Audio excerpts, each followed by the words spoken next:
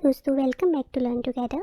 Sequel server की 22nd lesson में हम पढ़ेंगे रिटर्न वैल्यूज़, जो हमारा स्टोर प्रोसीजर हमें हमेशा रिटर्न करवाता है। उसके बारे में हम यहाँ पर पढ़ेंगे। इससे पहले जो हमारा लेसन था 21st लेसन, उसमें हमने देखा था store procedure with output parameters. And जो 20th लेसन था उसमें हमने देखा था स्टोर प्रोसीजर को किस तरीके से क्रिएट करना है विद और विदाउट पैरामीटर्स। तो प्लीज़ आप इन तीनों लेसन को 20, 21 एंड 22 को सीरीज़ में देखिए, आपको स्टोर प्रोसीजर अच्छे से क्लियर होगा। ओके, तो चलो देखते हैं कि ये रिटर्न वैल्यूज होता क्या है। Whenever we execute a store procedure, it returns an integer set of variable.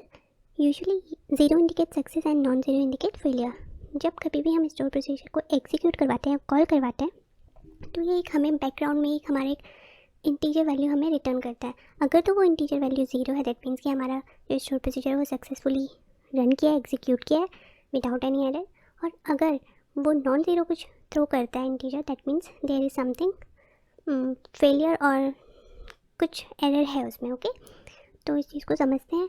आपने इससे पहले वाले लेसन में और उससे पहले वाले लेसन में हमने ये 3 स्टोर प्रोसीजर क्रिएट किए थे। जो हमारा फर्स्ट स्टोर प्रोसीजर था उसमें हमने क्या किया था, सिंपल सा था, उसमें कोई पैरामीटर्स नहीं थे, सीधा सीधा हमें वैल्यू को निकालना था एम्प्लॉय के। इन दो में हमने input and output parameters use करके इसको क्रिएट किया है।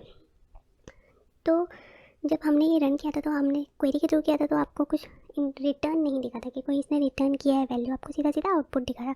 बट जब आपको ये देखना है कि हमारा स्टोर प्रोसीजर सक्सेसफुली रन हुआ है और उसने क्या वैल्यू रिटर्न किया है, 0 किया है, नॉन ज़ीरो किया, तो हम इस तरीके से देखते हैं। राइट क्लिक किया आपके स्टोर प्रोसीजर में, एग्जीक्यूट किया स्टोर प्रोसीजर। क्योंकि यहाँ पर भी किसी भी तरीके का हमें पैरामीटर पास नहीं करना, तो हम इसको सीधा ओके कर देंगे और ये क्या करेंगे, हमें रिज़ल्ट जो है दे देगा। लेकिन साथ में अब यहाँ देखेंगे नीचे इसने एक रिटर्न वैल्यू भी दिया, दैट इज़ 0। दैट मीन्स कि ये वाला जो हमारा स्टोर प्रोसीजर है एसपी एम्प्लॉय डिटेल, ये हमारा सक्सेसफुली काम कर गया। ओके, यहाँ कोई फेलियर नहीं अगर हुआ है, कोई एरर नहीं आई। ओके, उसके बाद ये जो सेकंड है हमारा वो है, एग्जीक्यूट करेंगे इसको। इसमें हमें 2 तरीके के पैरामीटर्स पास करने, इंडिया एंड एज भी पास करनी है, हमें 19 पास कर देते हैं। तो ये क्या था, हमारा क्वेरी था कि उन कंट्री की वैल्यू लेकर के आए जिनकी एज, कंट्री तो इंडिया हो और एज 19 और 19 से अबव हो। तो ये हमें अगेन इसने आउटपुट दे दिया, साथ में इसने अगेन हमें रिटर्न वैल्यू 0 की दी है, क्योंकि ये सक्सेसफुली रन कर चुका है। ओके, तो ये होता है वो रिटर्न वैल्यू जो हर एक स्टोर प्रोसीजर हमें रिटर्न करवाता है। फाइन, तो यही वो रिटर्न वैल्यू अगर तो वो 0 है, दैट मीन सक्सेसफुली आपका रन हो गया है, काम करके आपके स्टोर प्रोसीजर में किसी तरीके की फेलियर नहीं है, किसी तरीके की एरर नहीं है, तो उसने आपको 0 रिटर्न कर दिया। अगर तो वो नॉन ज़ीरो रिटर्न कर गया, that means there is some problem in your store procedure. Okay, तो ये तो आपका फर्स्ट क्लियर हो गया। इसके बाद हम इस लेसन में output parameters and return value में डिफरेंसेस को क्लियर करेंगे, क्योंकि इससे पहले जो हमने लेसन देखा था उसमें हमने आउटपुट पैरामीटर्स पढ़े थे। तो जैसे कि आउटपुट पैरामीटर का काम भी होता है कि हमें आउटपुट देना, ठीक है, और रिटर्न का तो एज इट्स नेम क्लियर कि कुछ रिटर्न करता है। आउटपुट के भी नेम से क्लियर हो रहा है कि हमें कुछ आउटपुट करता है। जब दोनों ही हमें कुछ ना कुछ रिटर्न या आउटपुट करते हैं, तो दोनों में डिफरेंस क्या है, ओके, वो हम इस लेसन में पढ़ेंगे। तो इस डिफरेंस को अच्छे से आपके पास आप समझ सको इन दोनों के बीच में जो भी डिफरेंसेस है, तो हम एक सिंपल से एग्जाम्पल लेकर के चलते हैं। मैं एक स्टोर प्रोसीजर यहाँ पर क्रिएट कर देती हूँ, क्रिएट प्रोसीजर। इसका नेम मैं दे देती हूँ SP गेट डिटेल कर देते हैं, इसको भी गेट डिटेल। और यहाँ पर थोड़ा सा इसको आइडेंटिकल बनाने के लिए यहाँ पर मैं आउटपुट भी ऐड कर देती हूँ, आउटपुट। ठीक है, तो हमने एक स्टोर प्रोसीजर यहाँ पर बनाया है, गेट डिटेल आउटपुट। ठीक है, तो यहाँ पर हम गेट डिटेल आउटपुट इस तरीके से इसका नेम दे देते हैं। इसमें हम एक इंटीजर ले लेते हैं, हमारी जो भी EMP ID है वो ले लेते हैं, जो इंटीजर टाइप का होगा, जो एक हमारा इनपुट पैरामीटर होगा, जो हमें यहाँ पर प्रोवाइड करवाना। ओके, इसके अलावा हम एक आउटपुट पैरामीटर ले लेते हैं, लाइक हम एम्प्लॉय का नेम लेना चाहते हैं। ठीक है, तो एम्प्लॉय नेम वेयर कैर जो हम ले लेते हैं 50, और ये क्योंकि 500 के 50 ले लेते हैं, ये क्योंकि हमारे एक आउटपुट टाइप का पैरामीटर है, तो यहाँ पर हमें मेंशन करना है आउटपुट। तो ये इतने हो गया। उसके बाद मैंने आपको स्टोर प्रोसीजर का फॉर्मेट याद करने के लिए कहा है, तो एन। ओके, तो यहाँ पर हम क्या करेंगे, हमें सिंपली चाहिए सेलेक्ट एम्प्लॉय का नेम टेबल एम्प्लॉई वेयर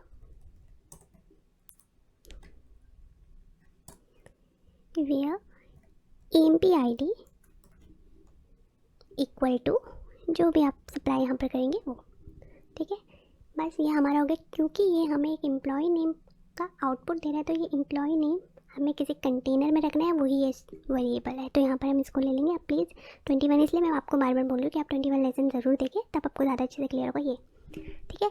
ये बन गया। इसने क्या किया, कुछ नहीं किया, हमें एम्प्लॉय नेम लेकर के इस वाले आउटपुट पैरामीटर के अंदर स्टोर कर दिया, वेरिएबल के अंदर स्टोर कर दिया, ओके। अब इसको हमने किया एग्जीक्यूट, ये हमारा रन हो गया। अब जब हम इसको आउटपुट, जिस स्टोर प्रोसीजर में एक आउटपुट पैरामीटर है, उसको जब हमें रन करवाना होता है तो क्या करते हैं, पहले तो हम अपना आउटपुट वेरिएबल के लिए एक वेरिएबल डिक्लेयर करते हैं, जहाँ पर हम उस वैल्यू को स्टोर करवाते हैं जो ये हमारा स्टोर प्रोसीजर हमें रिटर्न करता है। इस केस में है हमारा एम्प्लॉय का नेम, तो हम ऐसे कुछ नेम करके एक वेरिएबल ले लेते हैं। उसका डेटा टाइप प्लीज़ ध्यान रखें कि वो सेम ही हो जिस तरीके का आपको रिजल्ट मिल रहा है। And where care 50, okay. अब हमें क्या करना है, एग्जीक्यूट करना है। एग्जीक्यूट करना है हमें हमारा स्टोर प्रोसीजर यहाँ पर ले लिया। इसमें हमें एक इंटीजर वैल्यू पास करवानी है इस वाले पैरामीटर के लिए, वो हम ले लेते हैं 5। एंड एक हमें वेरिएबल यहाँ पर पास करवाना है जो वैल्यू को स्टोर करेगा, वो वाली वैल्यू जो हमारा ये स्टोर प्रोसीजर हमें आउटपुट कर रहा है, ओके। तो यहाँ पर इसको हम साथ में लिखेंगे भी कि आउटपुट वेरिएबल है हमारा, बस दैट्स इट। एंड जो भी हमारे इस नेम के अंदर वैल्यू स्टोर करके आती है उसको हम यहाँ पर प्रिंट कर देंगे, ठीक है। तो देखते हैं क्या होता है। हमने 5 किया तो 5 के अंदर जो भी यहाँ जाएगा, कॉल करवाएगा, देखेगा एम्प्लॉय आईडी के अंदर 5 है, और इसके अंदर जो भी हमारी वैल्यू जा रही है उसके लिए हमने जो कंटेनर दिया नेम, वो वाली वैल्यू उसमें कॉपी हो जाए, ओके। तो ये क्या करेगा, देखेगा एम्प्लॉय नेम लाएगा, जो भी हमारा एम्प्लॉय आईडी है उसके अकॉर्डिंग, एंड इस वाले आउटपुट कंटेनर में डाल देगा। अब इसको हमने सेलेक्ट किया, एग्जीक्यूट करते हैं।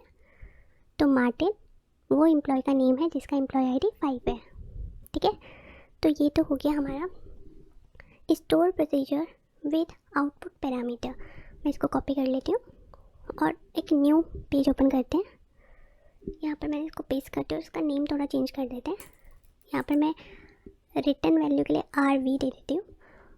यहाँ पर हमें क्या चाहिए, हमें चाहिए अगेन सेम यही चाहिए, हमें जो भी हम इनपुट आईडी डालेंगे एम्प्लॉय का, उसके अकॉर्डिंग हमें उसका एम्प्लॉय नेम चाहिए, फाइन। तो ये सब सेम रहेगा, बट यहाँ पर हमें ये आउटपुट कीवर्ड की या आउटपुट वेरिएबल की ज़रूरत नहीं है, क्योंकि अब ये हम रिटर्न के थ्रू कर रहे हैं, फाइन। तो हमने इसको हटा दिया, अब उसको हटा दें, तो ऑब्वियसली हमें ये भी हटाना है, क्योंकि इस तरीके का वेरिएबल तो कोई है नहीं हमारे पास। तो अब ये क्या करेगा, सेम है। अब जब हमने आउटपुट कीवर्ड हटा दिया, तो आखिर ये जो भी रिटर्न कर रही है कोई, तो ये स्टोर कहाँ पर होगी। तो इसको स्टोर करने के लिए हमें कुछ करना नहीं है, हमें पहले तो इसको पैरेंथेसिस के अंदर ले लेना है, और यहाँ पर बस हमें एक कीवर्ड ऐड कर देना है, दैट इज़ रिटर्न। ये पैरेंथेसिस मैंने इसलिए लगाया क्योंकि ये पैरेंथेसिस लगाने के बाद क्या होता है, ये जो भी हमारी सेलेक्ट करेगी इसके अंदर जो भी रिजल्ट आएगा वो रिटर्न हो, इससे ये इंडिकेट होता है, ओके। ये अगर सेलेक्ट करो एम्प्लॉय का नेम एम्प्लॉय टेबल से, जहाँ पर एम्प्लॉय आईडी वो हो जो हमने आपको सप्लाई किया है, तो इस तरीके से ये जो भी कुछ आउटपुट होगा वो यहाँ रिटर्न कर देगा। तो ये बस हमारा रिटर्न वाला प्रोसीजर क्रिएट हो गया, सक्सेसफुली क्रिएट हो गया, कोई एरर नहीं, कुछ नहीं। अब जब हम इसको रन करवाएंगे तो हम यहाँ पर भी वो डिक्लेयर करेंगे,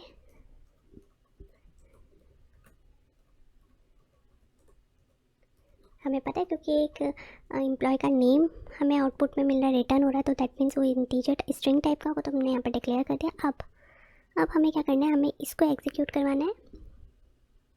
प्लीज़ आप चीज़ को थोड़ा सा ध्यान से समझना, नहीं एक बार में क्लियर होता तो हम दोबारा वीडियो देखना, उसके बाद भी कुछ क्लियर नहीं होता तो आप कमेंट करना, हम डिस्कस करेंगे ना। वैसे तो मुझे पता है आप फर्स्ट अटैम्प्ट में ही इसको समझ जाएंगे। अब इसको एग्जीक्यूट करा तो पहला हमें इंटीजर यहाँ पर पास कर देना है। अब हमें यहाँ पर बस एक ही पैरामीटर पास करना है, क्योंकि हमारा एक ही पैरामीटर है, आउटपुट पैरामीटर नहीं है, लेकिन फिर भी ये हमको कुछ रिटर्न कर रहा है, क्योंकि हमने यहाँ पर रिटर्न कीवर्ड यूज़ करके जो भी इसका वैल्यू उसको रिटर्न करवाया। अब रिटर्न तो ये हमें कुछ ना कुछ कर ही रहा है, तो उसको तो हमें कहीं लेना ही है ना। तो हमने क्या किया, जो हमने डिक्लेयर किया था इस स्टोर प्रोसीजर को एग्जीक्यूट कराते वक्त ही हमने एक वेरिएबल में इसको स्टोर करवा दिया और उसके बाद हम कहीं भी इसको यूज़ कर सकते हैं। प्रिंट करवा दिया हमने नेम, ठीक है। अब देखो आपको पहला डिफरेंस तो दोनों में यही दिख जाएगा। पहला तो सिंपल सा, अगर कॉमन सी बात करते हैं उनके सिंटैक्स में ये डिफरेंसेस हैं, ओके। उसके बाद देखो इसने हमें एक आउटपुट में हमें एक स्ट्रिंग रिटर्न करके दिया था एम्प्लॉय का नेम। तो क्या हमारा स्टोर प्रोसीजर जिसमें हमने रिटर्न कीवर्ड यूज़ किया है, क्या वो हमें एक स्ट्रिंग रिटर्न करवाता है? क्योंकि एम्प्लॉय नेम तो एक स्ट्रिंग है। तो देख लेते हैं। तो इसने हमें दे दी error, that means conversion fail when converting DN varchar Martin to data type int. तो इसने क्या किया कि हमें एरर दे दी। वो इसलिए एरर दी कि जो 5 नंबर पे हमारा एम्प्लॉय नेम है वो है एक स्ट्रिंग टाइप का, जो वो कन्वर्ट नहीं कर पा रहा है इंटीजर में। क्योंकि वो क्यों कन्वर्ट करना चाहता है उसको? इसलिए कन्वर्ट करना चाहता है कि जो भी हमारा रिटर्न वैल्यू होती है ना स्टोर प्रोसीजर की, वो हमेशा एक इंटीजर टाइप होती है।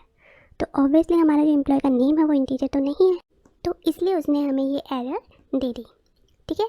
तो इसका मतलब साफ हुआ कि हमारा जो स्टोर प्रोसीजर है रिटर्न करता है वैल्यू, वो हमेशा एक इंटीजर टाइप की होती है। अगर तो वो इंटीजर टाइप नहीं है तो इनिशियली वो उसको पहले कन्वर्ट करने की ट्राई करता है कि वो कन्वर्ट कर सके उसको, बट फिर भी वो नहीं अगर होता तो वो एरर थ्रो कर देता है। अब लेट्स सपोज मैं एम्प्लॉय नेम की जगह वहाँ पर उसका कॉन्टैक्ट ले लेती हूँ, जो एक्चुअल में अगेन एक स्ट्रिंग टाइप ही है, लेकिन है तो वो एक डिजिट से ही बना हुआ है। तो इसको वो कन्वर्ट करने की ट्राई करेगा पहले, हालांकि ये भी एक स्ट्रिंग है बट है ये एक नंबर। स्ट्रिंग में ही हमने डिजिट्स दिए ना, तो वो एक नंबर को वो अगेन उसको ट्राई करेगा कि क्या ये कन्वर्ट हो जाता है। अगर तो ये कन्वर्ट हो जाता है स्ट्रिंग में, तो वो क्या करेगा, सिंपली इसको कन्वर्ट करके आउटपुट दे देगा। बट अगर वो नहीं होता अगेन, तो वो स्ट्रिंग आउटपुट में नहीं देता। इसको मैंने यहाँ पर कॉन्टैक्ट लिया, तो एक बार मैं इसको ऑल्टर कर देती हूँ, ठीक है। ऑल्टर कर दिया इसको मैंने, एंड जब मैंने अब इसको रन करवाया तो इसने 5th नंबर एम्प्लॉय के कॉन्टैक्ट को दे दिया। हालांकि कॉन्टैक्ट अगेन हमारा एक स्ट्रिंग टाइप है, बट उसने उसको कन्वर्ट किया और इंटीजर बना करके आउटपुट दे दिया। बट इससे हमें क्या देखा, हमने ये देखा कि जो हमारा आउटपुट पैरामीटर है वो तो हमें किसी भी टाइप का एम्प्लॉय नेम एक स्ट्रिंग टाइप है, तो उसने वो भी दे दिया। अगर हम यहाँ पर एक इंटीजर टाइप भी देते हैं तो वो हमें दे देता है। तो हमारा जो स्टोर प्रोसीजर है आउटपुट पैरामीटर के साथ, चलो मैं आपको एक इंटीजर वैल्यू भी दिखा देती हूँ। इंटीजर वैल्यू भी रिटर्न कर देता है। स्ट्रिंग तो आपने देख लिया कर ही रहा है, इंटीजर भी कर लेता है। एज यहाँ पर दे देते हैं, एन इसका टाइप जो है इंट, एंड अगेन ये एक आउटपुट पैरामीटर है। तो यहाँ पर इसने क्या किया, एज को भी रिटर्न करवाया। तो यहाँ पर हम एक सेपरेटर दे करके यहाँ पर एज को भी ले लेते हैं एम्प्लॉय की, क्योंकि हम इसको ऑल्टर करें तो यहाँ पर ऑल्टर इसको रन करवा देते हैं, एग्जीक्यूट। अब देखो अब वो क्या करता है, अब इसने एक नेम दे दिया हमें, एंड एक और प्रिंट हम ले लेते हैं इसका जो है हमारा एज। यहाँ पर हम एज को अगेन मेंशन कर लेते हैं, एट एज आउटपुट ओके। अब इसको हम एग्जीक्यूट करते हैं। यहाँ पर इसने हमें एक एरर दे दी है, that is must declare okay, क्योंकि हमने यहाँ पर इसको डिक्लेयर नहीं किया है, एज को डिक्लेयर एट एज जो हमारा इंटीजर टाइप का है, एंड उसको हमने यहाँ पर पास करवाया। फाइन, अब इसको हम रन करवाते हैं। तो इसने क्या किया, मार्टिन एंड उसकी एज दे दी। तो इससे हमें देखो दो चीज़ें क्लियर हुई। एक तो इसने हमें स्ट्रिंग टाइप का वेरिएबल भी मतलब डेटा टाइप का वेरिएबल भी रिटर्न करवा दिया, ऊपर से एक इंटीजर टाइप का भी करवा दिया। लेकिन इसके साथ साथ आप देखेंगे इसने हमें एक से ज़्यादा आउटपुट हमें दिए हैं। मतलब आउटपुट पैरामीटर अगर हम देखें तो यहाँ पर हमारे 2 आउटपुट पैरामीटर है, जो दोनों इसने हमें रिटर्न किए हैं और दोनों की डेटा टाइप भी अलग है। तो इससे हमें 2 चीज़ क्लियर होती है। एक तो जो हम स्टोर प्रोसीजर आउटपुट पैरामीटर के साथ यूज़ करते हैं, उसमें हम एक से ज़्यादा आउटपुट पैरामीटर यूज़ कर सकते हैं और किसी भी डेटा टाइप के हो सकते हैं। अब यहाँ पर हमने देखा कि एक तो इसने हमें स्ट्रिंग नहीं रिटर्न किया, ओके। अब ये देखते हैं कि क्या ये हमें एक से ज़्यादा कॉलन या वैल्यू प्रोवाइड कर सकता है। कॉन्टैक्ट तो ये हमें करा क्या, ये हमें एज कर सकता है। एज में यहाँ पर इसलिए ले रही हूँ क्योंकि अगर मैं एज के अलावा कुछ और लेती हूँ तो वो स्ट्रिंग हो जाएगा और वो उसको कन्वर्ट नहीं कर पाएगा, क्योंकि ना वो नेम कन्वर्ट कर सकता है, ना कंट्री नेम कर सकता है, ना ईमेल कर सकता है। तो एज यहाँ पर मैंने ले ली क्योंकि वो अगेन एक इंटीजर टाइप है। तो ये देखते हैं कि क्या ये 2 हमें वैल्यू प्रोवाइड कर सकता है, जिस तरीके से ये हमें 2 वैल्यूज़ प्रोवाइड कर रहा है। तो देखते हैं, इसको ऑल्टर करके रन करके देखते हैं। तो जब हमने इसको रन किया तो यहाँ पर पहले आ गया only 1 expression can be specified in the select list when the subquery is not introduced with exists. तो ये बोल रहा है कि आप यहाँ पर केवल एक ही एक्सप्रेशन, दैट मीन्स एक ही वैल्यू रिटर्न करवा सकते हैं अनटिल अनलेस आप दूसरे इसके कई तरीके होते हैं उसको ना यूज़ करें। तो यहाँ पर हमने देखा कि इसने तो यहीं पर एरर दे दी हमें, अगर मैंने एक से ज़्यादा यहाँ पर वैल्यू रिटर्न करवानी चाहिए तो इसने हमारा एग्जीक्यूट ही नहीं हुआ। तो ये जो आपने दो डिफरेंसेस देखे इनके बीच में, एक तो जो हमारा आउटपुट पैरामीटर होता है वो किसी भी टाइप का हो सकता है, जैसे एनवर कैर भी हो सकता है, इंटीजर भी हो सकता है, और दूसरा ये एक से ज़्यादा भी हमें वैल्यू रिटर्न करवा सकता है। ओके, और इसका क्या है, ये केवल इंटीजर टाइप ही रिटर्न करवाता है और एक से ज़्यादा रिटर्न नहीं करवाता। तो ये इन दोनों के बीच में डिफरेंस है। Output parameter can be any data type, और जो इंटीजर वैल्यू रिटर्न वैल्यू होता है वो केवल इंटीजर टाइप का ही होना चाहिए। Output parameter can return more than one value, ये केवल एक ही वैल्यू इंटीजर टाइप की रिटर्न कर सकता है। तो that's it for this video. I hope so कि आपको दोनों में डिफरेंस भी क्लियर हुए होंगे, output parameter and return value में स्टोर प्रोसीजर की, एंड दोनों को अंडरस्टैंड भी आप कर चुके होंगे। अगर इसके अलावा भी आपको कोई डाउट है तो कमेंट सेक्शन में आइए, बताइए, हम उस पर डिस्कस करेंगे। And thank you so much for watching this video. Take care.